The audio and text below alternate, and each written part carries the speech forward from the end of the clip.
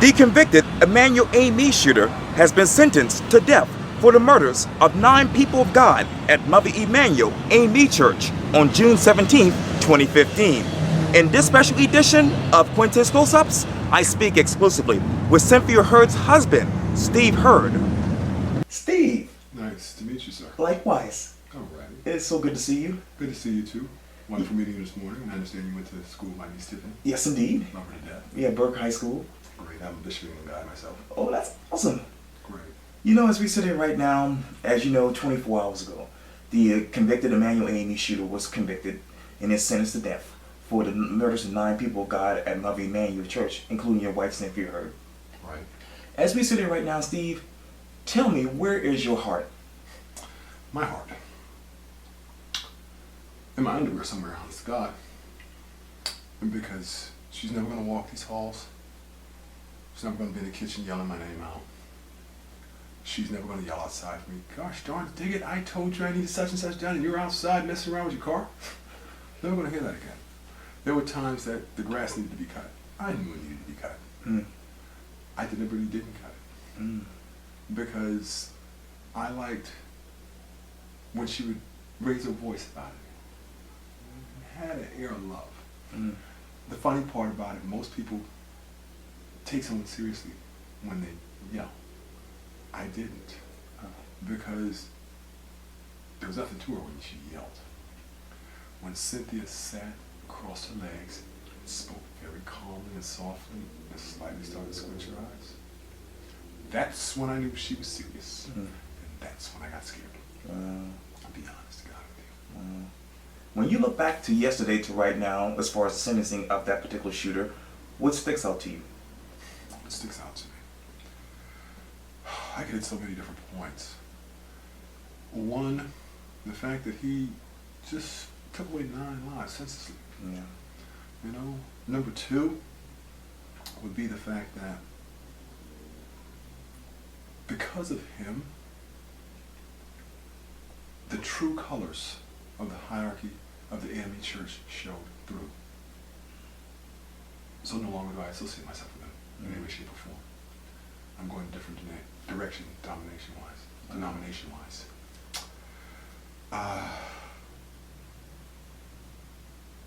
I'm reminded every day of 2 things. Michael McDonald's song, I Keep Forgetting. Because when he sang that song, he had insight into me, years down the line. Marvin Gaye, a late great one, when he wrote, produced, and recorded Trouble Man, right? Because he had tunnel vision into this incident, and definitively into me when he did that song. Because he saw me and I know it. Because that's my life. I sleep 2 hours a night since the moment this happened. Matter of fact, to be honest with you, and Tiffany and Stephanie and my brother will tell you, for 2.5 weeks, I didn't sleep. Honestly, I was awake 24 hours a day for 2.5 weeks. Just couldn't sleep. I'll never forget her birthday, June 21st, 2015. I had to go to the funeral home to identify her body. Tiffany was with me. She was in a plastic bag and cold because she was just taken out of the cooling room. Right. Under normal circumstances, if I went to freeze and grabbed a piece of chicken, I would think about how refrigerator works. If you would ask me anything about a refrigeration system and how it works, I probably couldn't answer your question. I tried to warm my wife up by rubbing on her shoulders, rubbing down her arms, and I said, I know you're cold. I'm trying my best to warm you up. I asked for forgiveness for not being there to protect her. I saw the look on her face, and it was one of pure horror and terror. That will forever be burned into my brain on her birthday, thanks to Mr. Moore. On the way out, as I started moving out, I stopped. I started playing with her toes. Tiffany, what are you doing? And I said, I always thought she had the cutest little toes, and she was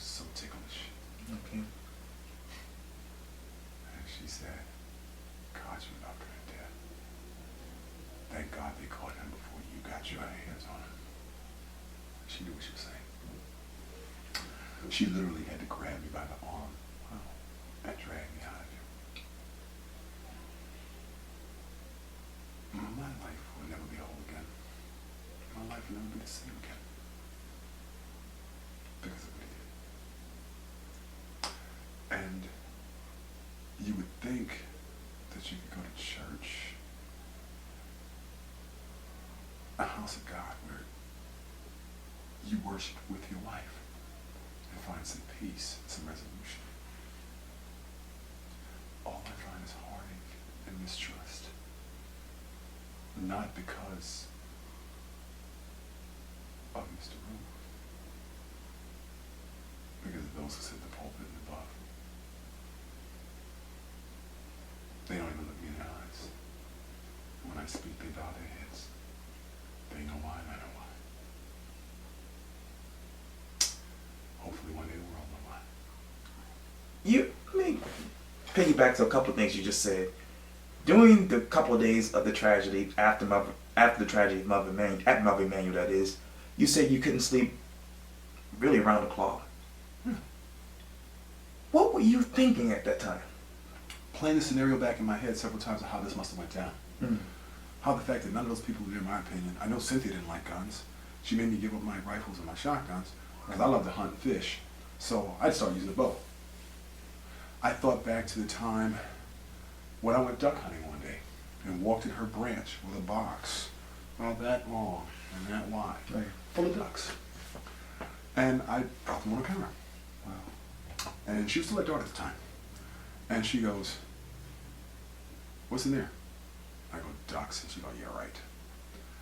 And I left them on the counter and I went to get some water when I came out. She goes, "You got ducks in this box." And I go, "I told you I went duck hunting, they got ducks." Yeah. I thought about a month later, I went deer hunting. Well, I didn't even go deer hunting. It was a friend of mine messing around, had a 30-06 that he had. Okay. And the deer was about 80, 90 yards from me. Wow. And I made a bet that I could take him down with one shot. He said, this distance, when he hears it fire, he's going. Little did he know, I led him by 4 inches. In his head, slowly squeeze the trigger. By the time he hears it, he starts to run because he was pointing at an angle to my left. He's going to run that direction, and he would run right into the bullet. And he did that, and I laid him down. He started to run and laid right over. My friend goes, "Here's your $100. I don't know how you do it, but you do it." Okay. We field dressed him, and I took his left hind quarter, and I put him in a box, and I brought it to the library. Yeah. And dropped it on the countertop. What's this? A dear lady. Let me just go ahead and get this over with. You got Bambi in a box, oh my God. And I said, yeah. She says, well, make sure he's in the freezer. I'll make sure I cook it for you. Wow. Went down to Jacksonville and went rabbit hunting. Yeah. I brought back 14 rabbits in a box. Same thing. Who do you have it there this time? Bugs Bunny, I said. And she goes, yeah, you sure do. And she told everybody at the library, I'm not worried. I truly am not worried if they close every supermarket today. I'm not worried if we got a mudslide, a rainstorm, a flood, or nothing. Because I'm still going to eat. That fool going to go out and get something ready. So I'm going to eat. I don't know about y'all, but I'm going to eat. Yeah. Summer came. I went catfishing. Freshwater side of Cooper River. I caught an 88-pound cat. Wow. I brought it on a branch. I learned a very valuable lesson. She didn't want the slime and ooze on her floor. Okay, no worries. So I took it home. 2 days later, I went largemouth bass fishing on Wednesday. And I got, nope, I lied. It was a Sunday because I didn't want to go to church. And she said, I have to work, but please go to church with me, then go fishing. And we went to Ebenezer on Nassau Street. Right. She went on to work, I went on fishing, and I caught 2 8-pound largemouth bass. I put one in a clear plastic bag and walked it into the Dorchester branch where she was working that Sunday, because once a month she had to work on a Sunday at Dorchester. So coming home, I had to pass that branch. I walked to the branch, put it in a plastic bag by the lip, and I told you, look what God did for you. That's just what she said. I was like, oh boy, here we go. Funny part was, she made the statement to everybody in there again. And I was like, ooh, outdoor kind of guy. She said, hey, he's mine, back off. And we'll always eat things like that. Those were the things that made her great. Wow. Because through it all, she had a degree of math. I had a degree in physics, a degree in chemistry, a degree in math education. So we spoke the same language. We'd walk around this house with super soakers and have fights, and go outside and have super soaker fights. Wow. I miss those days. I was in my ship tied up in Baltimore. I walked into a model shop near the waterfront. Right. And I bought 2 Traxxas radio controlled trucks, NASCAR edition, and a few Futaba radios. We sat right here where we're sitting. Right. And we put them together. And we raced outside. Bought miniature cones, and we literally put a block with each end of the street. Right. Traffic couldn't come through on a Saturday or Sunday after the Catholic church time. You couldn't drive through Benson Street. She and I would stop that. Wow. Because we set up an oval track. Yes. And we raced. And I beat her religiously and definitively. Little did I know, as I watched a NASCAR race, she would hit me with precision questions. Well, why is he doing that? Or what's the purpose of that? Or how come they try to minimize their time in the pits? Because every second wasted in the pits is 500 feet lost on the track. Every second gained in the pits is 500 feet gained on the track. He stays behind him no more than 2 laps because he's drafting him. Anything more than that, he'll burn his engine up. He's using somebody else's power to pull him along in a vacuum, but he has no air going to his engine. So that person's pulling him along using all his power. When he's ready to get in the right position, he'll come around and still has enough power, step on the throttle, slingshot past him. He's got the race. I mean, to me, Cynthia really paid attention. I went on a tour and I came back, and the first thing she said, I want to race tomorrow. Okay. You know me, I'm going to win this. She thinks she is. Well, she was defeating me definitively now. And all I could do was look, and she goes, gotcha. That was who she was. Wow. Little did the world know she was learning to fly fish. I taught her to fly fish. Wow. She was looking forward to doing that with me. Yeah. Reverend Pinckney, Right. like I tell you, and I said it in court and I'll say it again, was the greatest minister that Emanuel has ever had or will ever have, and his family should be proud. My wife was president of the organization once, and she gave that position up and just was a member of it. And I can remember on more than one occasion going to meetings with her, and he would look at me and go, and we'd go in his office. He'd put the radio on the desk, he'd put an Eric B. and Rakim on Big Daddy Kane, EPMD, and we'd discuss the fine points of the great MCs. Wow. And then I'd ease out Jim Croce or CCR. Right. Or the Leonard Skinner Band. Oh, yes. And we would discuss how great those bands were and what we were doing as kids when that song was being played. That was the eclectic view we both shared. He played golf while I fly fished. You know, both sports that require skill, precision, accuracy, and tenacity, qualities that Dylan Roof does not possess and will never possess. Speaking of which, you described your relationship with Reverend Clemente Pinckney in court. And I know today a lot of the members of the families basically had their time to speak to him. If you were to talk to him one-on-one, what would be your first question to him? Reverend Pinckney? No, to the shooter. I don't have questions for him. That's being honest with you. Because A, as he affectionately in my heart, I know would look me in the face and go, nigga, why are you talking to me? If it was a one-on-one conversation, I know that's what he would say to me. Would that heat me up? Nah. You have to realize a couple things. Okay. One, when I was growing up, if you get Webster's Dictionary or Random House, it defined nigger as a low-down person. If you get an edition of either one of those today, it defines nigger as a person of darker skin. So with that being said, and with that truly being said, Okay. I know who and what I am. I'm comfortable with who I am. And number two, what he fails to realize is, I cannot dislike or hate a white person. Okay. And there's a reason why. Because if I do that, I hate my grandmother. My mother's mother was blonde-haired, blue-eyed, white, and married my grandfather, who was from Kingston, Jamaica, before the turn of the century, when miscegenation was illegal. And they had to leave this country and go to Jamaica where my mother was born. Came back to this country at 13. Wow. So to hate a white person, I'd be hating part of my own heritage. How dare I? Well, the state trial's actually coming up. I heard that there might not be a state trial, so is there definitively going to be one? They're looking at it right now. Okay. And I was thinking, if I were in your position, you would be saying, here we go again. I'm not saying here we go again. What I'm saying is, and the U.S. Attorney General who's leaving now Right. said in an interview the other day, with this decision, at least the people of the world and the people of Charleston have closure. They do. Non-families don't. Will we ever have it? No. Even after the last trial.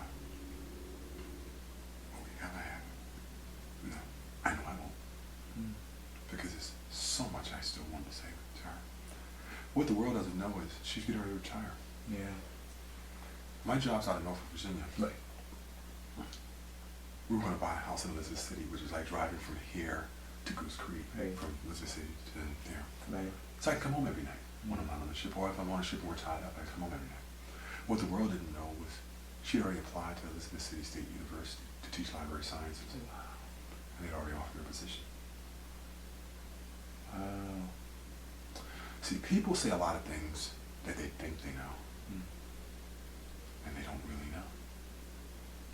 Because, as they say, what's sacred in that bond between man and wife Right. was truly exemplified by the two of us. Wow. You may know her as the librarian. You may know her as the branch manager. Right. You may know her as the lay organization president. You may know her as a lay organization member. You may know her as an Emmanuelite. You may know her as an alumni Clark or as an AKA. You might know her as the little sister or the older sister. You don't know her as boss lady, as I affectionately call her. You don't know her as my wife, as we would sit in a glider right on that porch with the lights off at night, eating muscadine grapes or red grapes as the people walk through the neighborhood. And we make up stories about them, where they're going, where they came from. The discussions we've had about family memories, youthful exuberance, things we grew up doing, things we wish we had done, Right. events that led us together. See, when we met, the world doesn't know, she's 10 years older than I am. Yeah. When we met, she was coming out of Human Services Commission, a can of Coke in one hand, bag of Lay's in the other hand, headed back to her branch, navy blue slingback heels, navy blue slacks, a white French cuff shirt, her hair pulled back with a navy blue bow in it. I just put a water pump in my cousin's BMW and was riding down the street with my brother. Actually, I was driving, he was riding. Cars were about 20, 25 miles per hour. I saw her, stepped on the clutch and put it in neutral. I told my kid brother, Francis, you're gonna have to take the wheel. When you take the wheel, the car's moving. See that girl over there? Yeah. I'm gonna marry her. And I opened the door and I jumped out at 15 miles per hour. Wow. I got turned down 7 times. And one day I just walked in the branch. Didn't even pay attention to her. Little did I know, she looked forward to me coming in and asking for a number. She told me later. I was a highlight of her day, she would tell me later. And I'll prove it to you in just a moment. And that's when she asked for my number. And we went out to a movie, Mrs. Doubtfire. A year later I proposed. Wow. Oh my. The Christmas tree was there where that my Opel Motors at. Right. There was a couch there. And I had her ring in a tin that was 6 inches long by 4 inches wide. That had going fishing on it. I bought it from a a kid who was selling candy for Christmas for school. I took all the candy out, which was loaded with gummy worms, took all that out, and I went to Walmart. Free advertising for Walmart now. But I went to Walmart and I bought 3 packs of Tom Mann's auger tail worms, Right. and purple and firetail. Right. Still in the bag, I put the ring in the bottom of the box and I put the worms on top, still in the bag, closed the lid, wrapped it up and put it on the tray. That was the last gift I gave her that morning. When she opened it, she had her legs crossed and she was all, open it. And I said, yeah.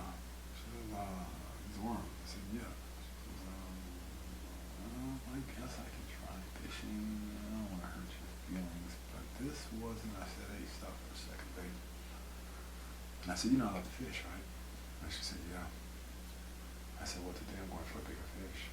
And I peeled the worms back. I pulled out the engagement ring box and opened it and got money and asked her to marry me. And she said, yes. Wow. She called everybody and said, he asked me, he asked me, he asked me. We had a calendar in the kitchen, right by the light switch. Right. She went and wrote on that December 25th. He asked me. She had a calendar sealed and celebrated. It's still upstairs. Wow. Yes. If you were to talk to Cynthia right now in heaven, what would that one word you would say to her right now, after the death sentence of this guy? What would you say to her in one word? I know you're not going to get any closure, as you told me, but what would that be one word you I say? can't say one word. What it would be with boss lady, come here and kiss me. That's exactly what I would say. Boss lady, come here and kiss me. Wow. Forget everything else. Right. Like I said then, earlier today, Right. and like I'm saying now. This is an opportunity to talk to my wife. You notice I keep staring down at her. Yeah. You know? Like I said, I could prove to you about how I was the highlight of her life. One, here's a card she sent me for Valentine's Day on the vessel I was on. Wow. To my husband, our love is a blessing. God gave us love because he knows we need patience and kindness to grow. Right. That the encouragement of one person who truly believes in us makes all the difference. And that acceptance, forgiveness, trust, and belonging make life really beautiful. God gave us love as a promise of everything good two people can share as soulmates, partners, and best friends for always. Loving and thanking God for you every day of my life. Happy Valentine's Day. With all my love, your wife forever, Sin. Wow. Remember Irene, and to make sure her Valentine's Day card got there on Yeah. time, I had to buy it almost a month in advance. Wow. You know, to my wife, you're the most wonderful thing that's ever happened to me, and I just wanted you to know how thankful I am. To be sharing life with you. Happy Valentine's Day. Love all. Happy Valentine's Day, my love.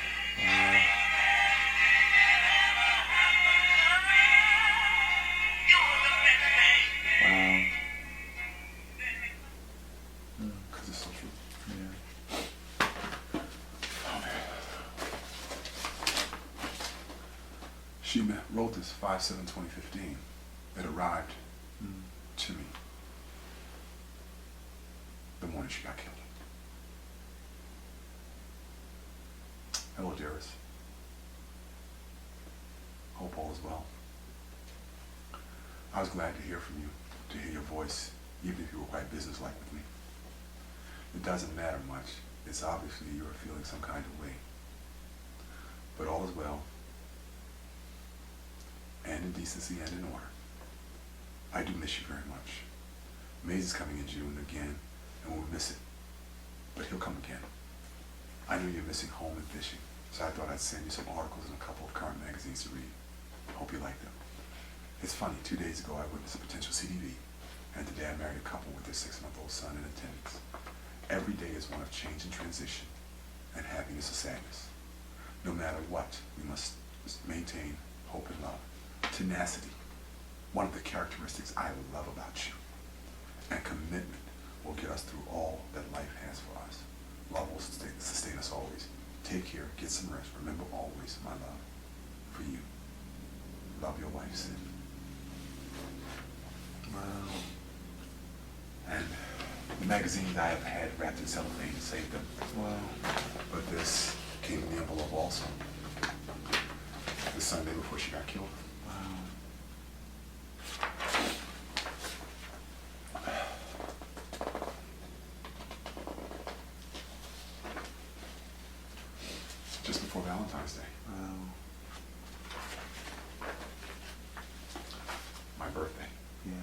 seen that picture, yeah. That was my birthday shot. Wow. Wow. So every time you see that shot around the world, Right. that shot was made for me. Wow. No one but me. Yeah. Well, Steve Hurd, this was great. Thank you so much for your time. I thank you for allowing me to interview you. And may God bless you and your family. Thank you so very much. You're welcome. I really appreciate this. I look forward to seeing this. I'd like to add one thing, Please. if I may. Cynthia would walk the neighborhood, and I would go with her, believe it or not. There were times when the air conditioner went out the library. I sat with her through the heat. Matter of fact, a couple times I even fixed it because the repairman didn't come. Times when her employees were sick and couldn't get to work. And I worked for free for Charleston County Library. Shelving books, excuse me. I apologize, but I had a couple tears here going through this. And I shelved books and everything else. I did what she told me. She was the boss. Well, I started a foundation, Your Opportunity. It doesn't matter whether you have a GED, whether you're 17 or 57, whether you have a criminal background or not. All you have to do is have a tenacity to want to do better than where you are. And that foundation, through the Cynthia Maria Hurd, will help you get where you're going. First round of candidates are Donnell White, aspiring truck driver, Antoine Rouse, aspiring bail bondsman, Arias Nelson, an aspiring exterior home cleaner. Kevin White, an aspiring chef. Patricia Strong, an aspiring caterer. Nancy Roses, aspiring cosmetologist. So at the end of the day, her work is yet unfinished, and I'm going to work my hardest to finish it. And one piece of trivia the world didn't know. She and I were planning to adopt a child when I got back home. I kept that secret till now. But that was the plan. So he did a lot of things to throw a monkey wrench or put potholes and obstacles in the path that's righteous. But as I said, a path that's righteous. Because through it all, what he did, the hierarchy the AME Church did, the fallacies that have been stated about her due to some people who love her, I guess, or think they know her. I mean, we've moved through that. We've moved beyond that. Her favorite author was Michael Crichton, who wrote Airframe in Jurassic Park. Her favorite book was Roots by Alex Haley. That's fact. The people she admired most was her mother, Martin Luther King, Gandhi, and John F. Kennedy. And she's often said if she could have an hour to have dinner with them, would be a blessing. Thank you. Thank you, Steve Hurd. I appreciate this. Thank you, Thank you man. very much.